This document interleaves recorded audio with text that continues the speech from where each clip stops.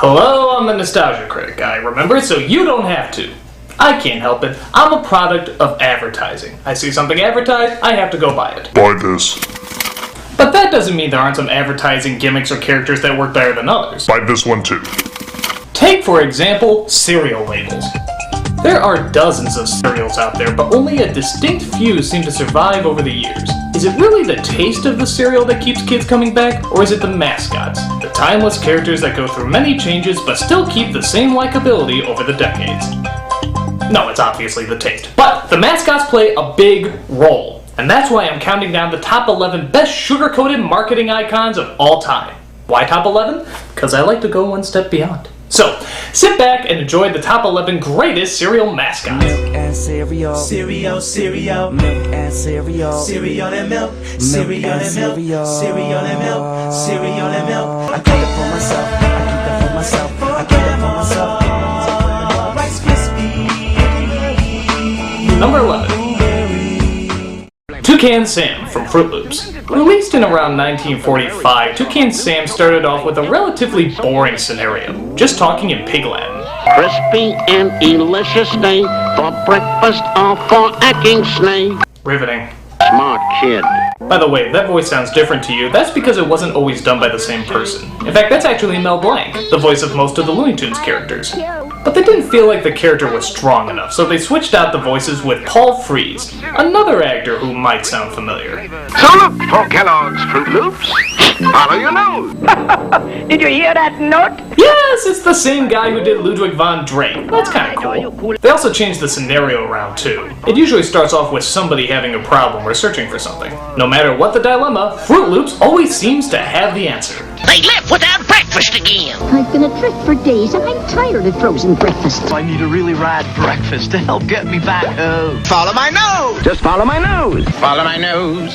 Kellogg's Fruit Loop cereal. Just how many problems can Fruit Loops change anyway? Oh jeez, Toucan Sam, my father has AIDS! Then follow your nose. Well, okay. It always knows. Oh, I wonder what it could be. Kellogg's Fruit Loop cereal. My father still has AIDS. Well, whatever the issue, there was always a big bowl of Fruit Loops cereal there to make you forget about all your problems. Or at least, try to make you forget. Got a colorful breakfast. Another Fruit Loops fan. And I got great taste like me, Toucan Sam. Yo, My father still has AIDS. totally fresh. Milk and cereal. Cereal and milk. Number 10. Cereal and milk. Cereal and milk. Cookie Crook and Officer Crumb. Now technically these characters aren't around anymore, but I wanted to list them just to show the evolution of a character. Originally released in 1977, the mascot for Cookie Crisp was originally a wizard named Jarvis. Isn't that a weird name? His gimmick was to turn cereal bowls into big pots of cookies. You know, because our cereals were already so boring. It didn't catch on very well, so they changed it in 1985 to a disruptive pair called Cookie Crook and Officer Crumb. This caught on much better, but it still wasn't gimmicky enough. If only there was an annoying catchphrase that every kid could be shouting obnoxiously. Cookie Crisp. So they gave the Cookie Crook a dog named Chip, who would ruin everything by always shouting, Cookie Crisp. That did even better, so after a while they just said, fuck the cops and robbers, let's just make it about the dog. So the dog was a mascot for a while. Oh, with a mouthful of chips in every bite. But they didn't think the design was hip enough for the young kids. So they decided to redesign it and make it into a wolf or a husky, I'm not sure what it is, and made the change complete by giving him a sports jacket. What? You can't see the natural evolution of going from a Merlin-style wizard into a sports-centered husky? Someone needs to take some logic classes. For all the changes it went through, the Cookie Crook and Cop were the best additions. Because hey, who doesn't love a good game of cops and robbers? Well, okay, cops and robbers, but still it was a good idea. Lasting almost 8 years in commercials. That's one tough cookie that's hard to beat. Cookie Crisp. Cookie Crisp. The whole and good part of this complete breakfast. Milk and cereal. Cereal and milk. Number 9. Cereal and milk. Cereal and milk. The Honey Nut Cheerios Bee. Though not having much of a character, this bee was certainly enjoyable to watch, making any real-life bees look like fucking monsters. His gimmick was to try and get people to try his cereal, but they never seem interested. Until he says the magic words. Time you were tempted with the taste of nuts and honey. Nuts and honey. Nuts and honey? Did you say honey and nuts? Did you say hookers and blow? Oh no, you said honey and nuts. That's not nearly as good. Actually, I always like watching this commercial in particular around Christmas time. That and the Fruity Pebbles commercial with Santa. And no, they're not gonna make it on the countdown because they're already on a show. It's like putting Jack Sparrow on the list because of the Pirates of the Caribbean cereal. It just doesn't seem right. That and they promote smoking. Dude, that's just wrong. Tastes good like a cigarette should. It's funny that we all just call him B because he actually was given a name. In 2000, they held a contest for who would name the Honey Nut Cheerios Bee, and a 5th grader won the prize by naming him, are you ready for this? Buzz Bee. Really? That's the most imaginative name you could pick from the list? Well, while you're at, why don't you just call these characters Squeak Mouse, Fly Bird, or Shit Spewer? The possibilities are just endless! Well, to me, he's the Honey Nut Cheerios Bee. Sure, it's a long name, but a mascot by any other name would still be as marketable. Or should I say, be marketable. No, that'd be silly. I'd be stretching out the middle of a word for no reason. Milk and cereal. Cereal and milk. Number 8. Cereal and milk. Cereal and milk. Wendell from Cinnamon Toast Crunch. Getting its start in 1987, Cinnamon Toast Crunch didn't just have Wendell, but actually 2 other chefs. What were their names? Nobody knows. In fact, Wendell is the only one who ever had a name and identity out of these 3. Isn't that a little strange? They were a trio for a while until this one commercial had Wendell suck himself into a television because he was distracted by the Cinnamon Toast Crunch that was on the TV. Wendell's got cinnamon to crunchy crazy. Which is odd because he makes the stuff and he's surrounded by it. Isn't that kind of like watching porn when you own a bordello? The other chefs got him back, but the gimmick was now changed. Now the scenario was Wendell would go crazy every time he saw Cinnamon Toast Crunch and would immediately go after it. And where did the other 2 chefs go? Nobody knows. My guess is Wendell had them assassinated. Somewhere at the bottom of the ocean you'll find 2 chefs with cement shoes and a cookie crook next to a cookie cop. They had to go somewhere!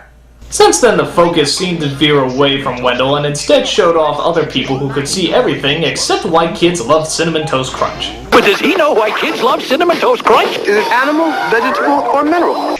I just don't know. Well, isn't it obvious? It's covered in crack. The sugar's just a cover. That's pure 100% blood. Haven't you ever wondered why your kids get so active after they eat it? Whatever does go into those crystals, you can always be sure that there's a creepy old man who's there to make it. A tasty part of a complete breakfast. Milk and cereal. Cereal and milk. Number 7. Cereal and milk. Cereal and milk. Lucky from Lucky Charms. Not too much has changed with him over the years. Literally from day 1, the gimmick has always been the same. Catch Lucky and you get his Lucky Charms. Purely B. Free shamrocks. Catch a pack of Lucky Charms. Okay, what the hell's a kid doing with handcuffs? Getting its start in 1962, Lucky was originally known as LC Leprechaun. Well, what did the LC stand for? Oh, Lucky Charms. Yeah, I'm a fucking idiot. Orange, green, and blue.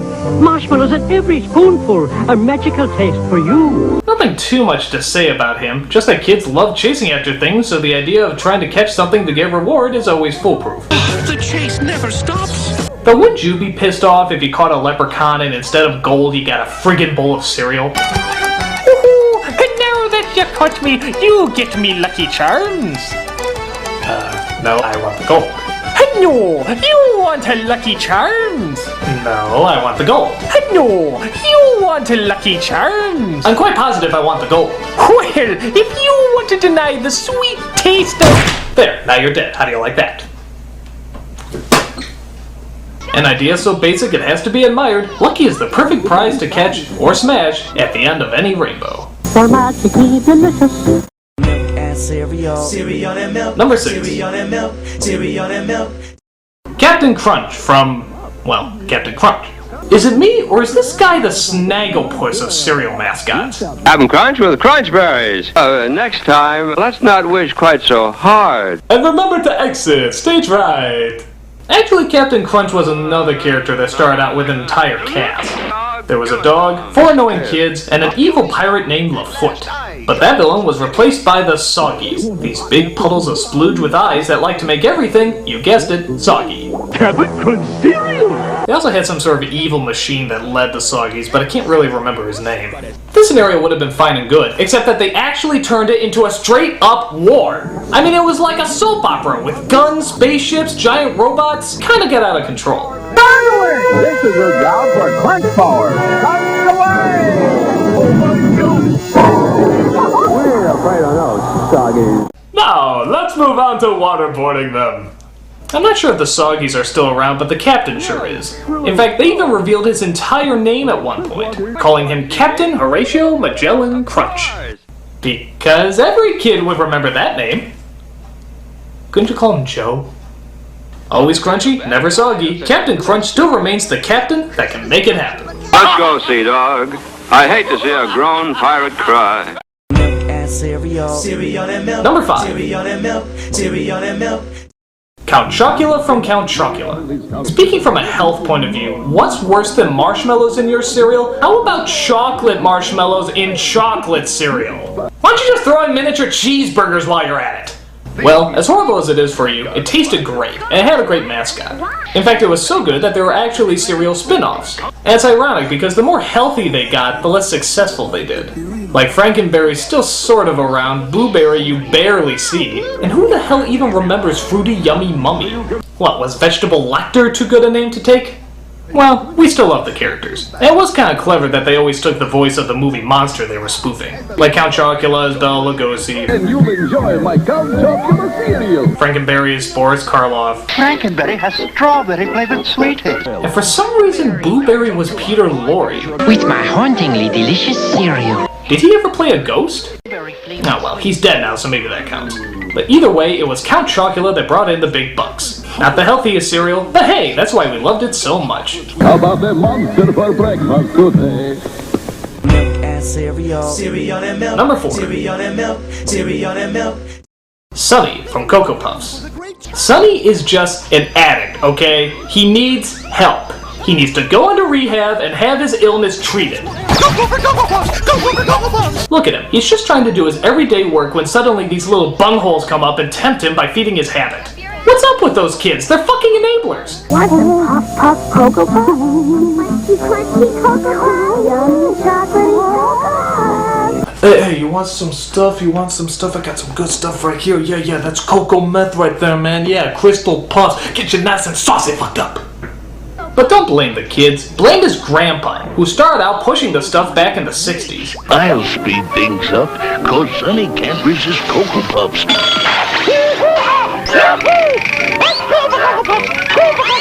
He would do this in every commercial. What a dick! After Grams disappeared, I'm assuming died from some sort of overdose, Sonny was left on his own to fight his inner demons every day for the rest of his life. Poor soul. We may never know what he's like as a sober bird. By the way, do you know who originally did the voice for Sonny? You would never guess in a million years. Get Gramps for me! Free in Cocoa Puffs!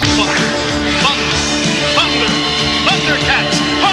That's right, it's the guy who did Lion-O from Thundercats.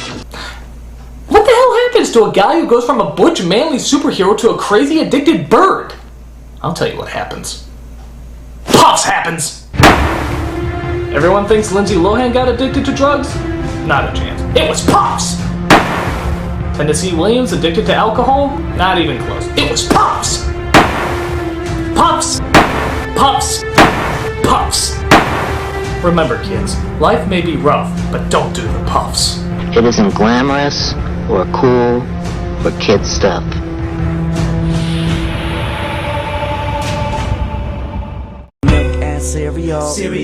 Number 3.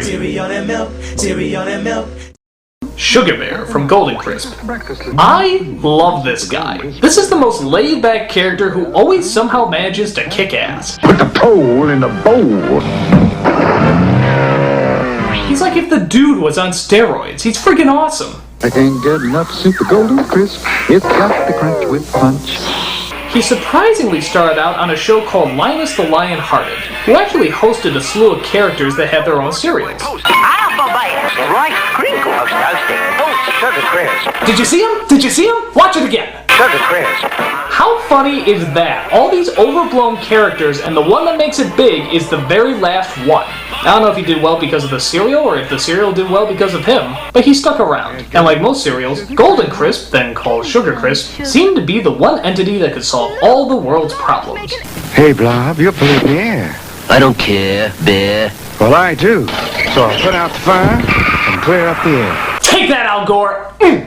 You deserve a reward, Sugar. Super Sugar Crisp is my reward. Yeah, he's just like, fuck off, bitch, I got some cereal that needs eating. Fee-fi-fo-fum, that looks good and I want some. Eventually the story became that all these evil baddies would try to steal his Golden Crisp. What's up, fellas? Your time, Sugar Bear. We're cruising for a quad. But as soon as he popped a few in his mouth, he became like Popeye and kicked ass. Guess that snake's bite is history. Yeah, I can't get enough of me Golden Crisp. Everybody's falling for that great honey crunchy. There's an even stranger plot that evolved where he constantly tries to steal Golden Crisp from an old lady. Isn't that a little, low? Here comes that singing bear again to steal my post-Sugar Crisp cereal. I'll take that. Well, if there's anyone that can make robbing from the elderly cool, it's Sugar Bear. Always smooth, always laid back, and always packing. I can't get enough Super Golden Crisp. It's got the crunch with touch. Milk and cereal. Cereal and milk. Number 2. Cereal and milk. Cereal and milk. The Trix Rabbit from Trix.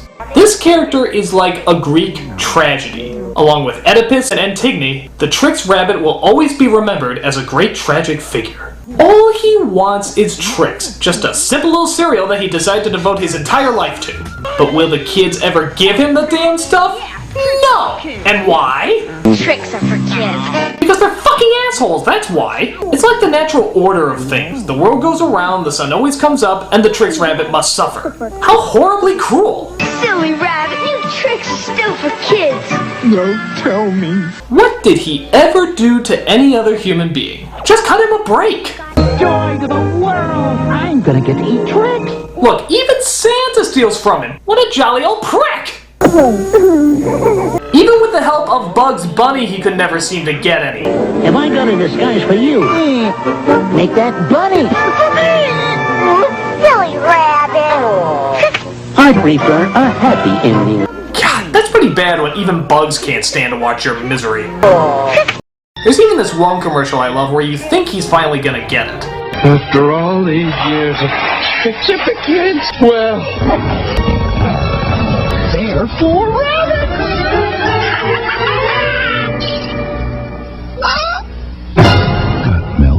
Bastards!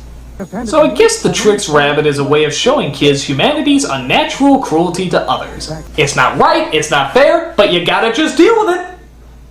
Tricks are for kids, motherfucker! Aha! The Trix Rabbit. Because hey, we're just flat out sadists. Sure fell for that one. Milk and cereal. Cereal And the number one greatest cereal mascot is and milk. Tony the Tiger from Frosted Flakes. This is the cereal icon we all wanted to be, the sports star. The guy that said, if you just eat my sugar-coated crusty paper, you'll be unstoppable like me. Good, they're good. How can you not like this guy? He's strong, he's athletic, and has a clean personality, unlike some of the other addicts on this countdown. Every ad seemed the same. You got some kid who was being made fun of before the big game. Hey kid, good shot yesterday. Come on, see if you're any good. You two up for a little game? You wanna take a horsey ride? Hey, Wim, I heard that you cried when your mother got slaughtered by your drunken father. But then Tony's Frosted Flakes seems to give the kid the extra energy that he or she needs. Bring out the tiger. Know what to do. Who let the tiger out on the ice? Frosted Flakes, the middle finger of breakfast. Actually, Tony started out in 1958 and even had a son named Tony Jr. Sugar Frosted Flakes by Kellogg's out of Battle Creek.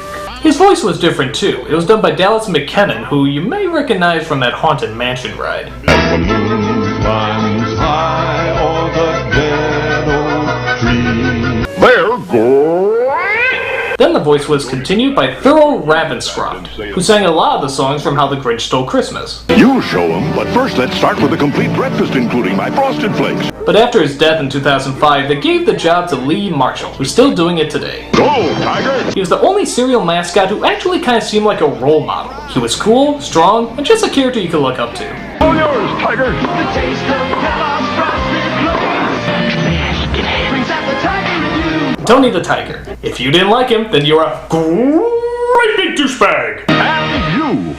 And those are the top 11 greatest cereal mascots. I hope you enjoyed them, and before I go, I'd like to acknowledge all the poor souls who sadly lost their lives to the addiction that is Cocoa Puffs.